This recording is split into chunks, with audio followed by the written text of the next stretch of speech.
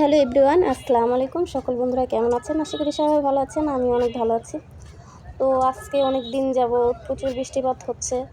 তো বিকালে বৃষ্টিটা কম ছিল। তো আমরা দুই বোনে একটা নার্সারিতে গেছিলাম একটা গাছের চারা আনার জন্য। তো চারাটা কেনার জন্য এর আগেও একবার এখানে আসছি, গাছটা আমরা পাইনি চারাটা। তো আজকে যেয়ে দেখি চারার গাছটা আছে।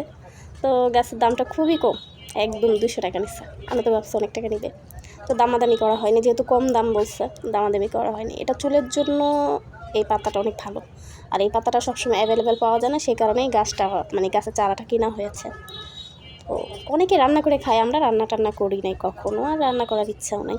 যেহেতু চুলের জন্য আনছি, এটা চুলের জন্যই আমরা এই তেলের সাথে এটা মিক্স করে গরম করে এটাতে তেলের সাথে দিলে চুলটা ভালো থাকে। তো পরিবেশটা খুব সুন্দর ছিল, অনেক ভালো লাগছে। বিকালবেলা ওয়েদারটা ঠান্ডা ঠান্ডা ছিল।